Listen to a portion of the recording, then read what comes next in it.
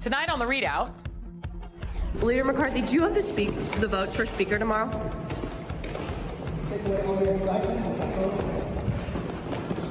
McCarthy, do you have the votes for Speaker locked in tomorrow? I think we're going to have a good day tomorrow. Kevin McCarthy plays Let's Make a Deal with the most radical fringe members of the Republican caucus, with his long-time quest to become Speaker in serious peril, or comical peril, depending on your point of view. One vote Kevin needs belongs to George Santos, the biggest liar in Washington since Donald Trump left town. We're getting a look at Trump's taxes, but where did Santos get his money? Also tonight, Gen Z finally arrives in Congress. 25-year-old Congressman-elect Maxwell Alejandro Frost joins me. And Republicans love to call themselves pro-life, but in recent weeks, many of those same people were voting against bare minimum protections for women and children. And tonight, we're calling them out. We begin tonight with a Happy New Year to all. We are now in the year 20 Michael Jordan. Big ups to Dr. Ashby for that one. And hopefully 2023 won't weirdly decide to play baseball instead of sticking to its core competency. Now, 2022 ended with a couple of somber notes. The great Barbara Walters passed, as did a retired pope. But we also learned some things. We discovered from the final report of the January 6th committee how widespread the efforts were from Donald Trump and his allies to overturn the 2020 presidential election, which he lost. And we learned definitively that the dumbest decision Trump ever made, besides trying to operate casinos or trying to force USFL games into the fall season when he owned the New Jersey Generals and Herschel Walker played for him, or, well, looking directly into an eclipse, was to run for president. I mean, think about it. If he had never run for and become president, thanks to the democracy-crushing Electoral College, most of y'all would still think that Trump was a billionaire. And he'd probably have scored a spot on, like, Celebrity Big Brother, or at least a cameo in one of the Housewives shows, maybe even the Best Man Holiday. Instead, during Christmas, New Year, the Christmas New Year week, Trump's taxes were released to the public, and we found out, unsurprisingly, that it appears Trump claimed business deductions to cover personal expenses. And as his then lawyer, Michael Cohen, claims, that is exactly what Trump did with the bribe money Cohen paid to porn actress Stormy Daniels to compensate her for her brilliant acting job pretending to be attracted to Donald Trump.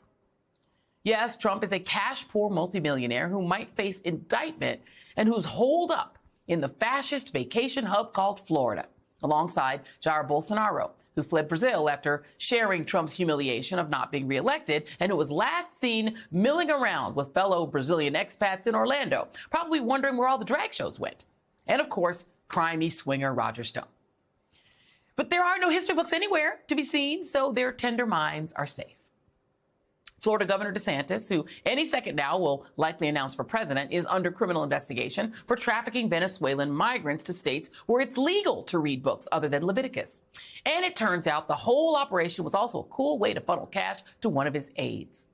Though at least the migrants trafficked by Governor White Power weren't deposited on VP Kamala Harris's doorstep in 13-degree temperatures on literal Christmas Eve, like the victims of fellow bizarrely reelected Republican Governor Greg Abbott of Texas. Meanwhile, in Congress, speaking of hellscapes, this week, President Joe Biden will be Bidening alongside Mitch McConnell, of all people, to big up the bipartisan infrastructure bill that almost no Republicans supported, but all took credit for during the election that they underperformed in. And in the House, for the first time in 100 years, it seems unlikely that a speaker will be named in tomorrow's first vote.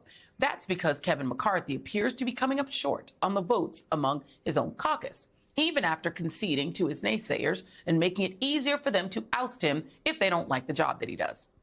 It puts him at 50-50 on losing a game of Survivor against the guy who called himself David Duke without the baggage, while Marjorie Taylor Greene, whose new enemy is also Team QAnon, namely Lauren Boebert, is going to be in charge, while open white nationalist Paul Gosar gets his committee assignments back.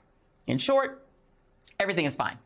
Joining me now to discuss what the Republican mess will look like is my first panel of 2023, David Jolly, former Republican congressman from Florida who's no longer affiliated with the party, and Eugene Scott, national political reporter for the Washington Post. I'm going to go to you first, Eugene, to just give me your read just from the reporting world on how close or how far Kevin McCarthy is and how much of his soul and or liver and other organs is he having to sell in order to get to 218 votes.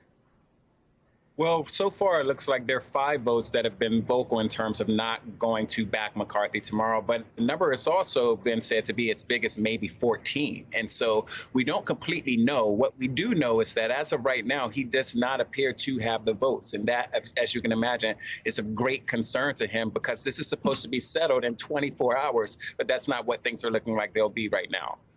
So, David, there's 222 Republicans coming in. That is a tiny majority. Just to give you guys sort of the landscape here, John Boehner, a far better politician than this guy, Kevin McCarthy. He had, what, 240 votes, 240 votes, or 247 votes. You had the next speaker after him, Paul Ryan, had actually 247. Boehner had 242. McCarthy is the least talented of these 3 politicians who are on the screen right now. He will have 222 Republicans. And as Eugene just mentioned, there are 14 House Republicans who are either no or maybe no. And that's most of them are insurrectionists. You got Gosar, Dan Bishop, Andy Harris of Maryland. You go through them, Clyde. You got so several of those. Most of them are insurrectionists. And then you've got a bunch of also insurrectionists. If you guys look on the screen, the ones with the stars are the insurrectionists. There are only a couple who are not insurrectionists who are against him. So he's facing a whole bunch of people. And David, just talk about this. As somebody who's opposed him in the past when he tried to be speaker, how humiliating is it that he's having to beg Matt Gaetz when he's not asking for pardons for maybe trafficking a teenage girl? He's wielding power over the maybe next speaker. Yeah, Joy, and I would start with your comparison to Boehner and Ryan, because Boehner and Ryan had something else that Kevin McCarthy doesn't have, and that is the respect of their colleagues. Kevin McCarthy simply does not have the respect of his colleagues. Consider this. John Boehner, you treated him almost like a parent, like your father. You did not cross John Boehner because you'd be disciplined. Paul Ryan was like your brother, your sibling, your friend. You didn't cross Paul Ryan because you didn't want to cross him. He was too nice of a guy. Kevin McCarthy is getting rolled by every single member of the conference so that they can get whatever they want. In being so openly transactional, he is weakening his hand hour by hour by hour. And part of that is based on what he's promised Marjorie Taylor Greene and Lauren Boebert and negotiating with Matt Gaetz. And, you know, the most damning thing of this new letter of 9 more members is the number of rep-elects. You have 3 incoming members who pretty much owe everything they can right now to a House Republican conference, an NRCC, a Trump team that helped get them over the finish line, who their first act is to say, no, you're not the guy to lead us. Kevin McCarthy's in a tough spot. There is nobody else right now with more votes than he has, but he doesn't have enough to be speaker. I've said for months he's not going to be the next speaker of the House, and I think that's what we'll see tomorrow. And so, you know, just stay with you for just a moment. I mean, you have Nancy Miller. I've got her final.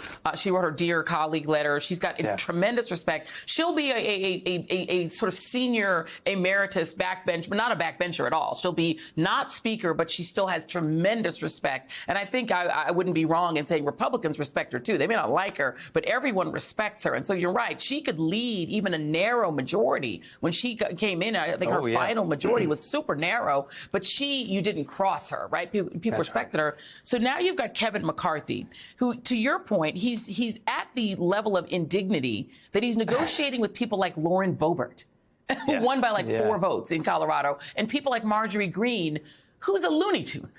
And George Santos, who we don't even know if he's real. You know, he might be an imaginary friend. So in your mind, you say he doesn't become speaker. Does he give away everything and still get nothing? And then in that case, who do you think does become speaker? Well, he might. And there's a question of, does Kevin McCarthy in the House of Representatives a year from now? Because understand the positions of majority leader, majority whip, NRCC chair, all those are taken. The irony is Kevin McCarthy actually understands the House very well. He would be a very good House member if he hadn't kind of exposed himself so politically over these past several years. Look, Pelosi and, in a sense, Boehner ruled the House with an iron fist but a velvet glove. Even though they had that trait similar, what really sank John Boehner was this motion to vacate the chair. When he was there, only one member of the House could call for essentially a vote of no confidence. What Kevin McCarthy has given it away is now to say 5 members, and I bet by tomorrow he's down to 1 member. They get to hang that over his head, which suggests even if he gets to the speakership, it's a day-to-day job, and who knows if he survives 2 years. That's interesting. So Eugene, that's what we've got. That's the table that's been set. McCarthy is willing to give away everything, even his own power as speaker. He'd be the weakest speaker probably in modern history, if not in history, period, if he even got it. Are there conversations? Because there's this other option that Democrats could agree to a Republican speaker who's more moderate, who they think will actually pass legislation. Are those kind of talks taking place to maybe have Democrats who are going to have a very big minority to agree on a totally different speaker than one that we've thought of? Well, those discussions are on the table because people are looking at what could possibly happen if McCarthy does not get the support, which he's not on track to get right now. But I think some of the more interesting conversations are coming from moderate Republicans who are far less willing to concede all of the things that McCarthy is willing to concede to the Freedom Caucus. You can remember that there was great frustration when Ryan and Boehner were speaker with how much control and influence some of the more far-right Republicans had in the GOP. And they're trying to make the Republicans that are moderate that are presently in Congress are trying to make sure that something like that doesn't happen again. So it doesn't matter to some degree how many conversations McCarthy is having with Marjorie Taylor Greene and Matt Gaetz and Lauren Boebert. There are some moderate Republicans who are not willing to engage them on the issues that matter most to those far-right Republicans.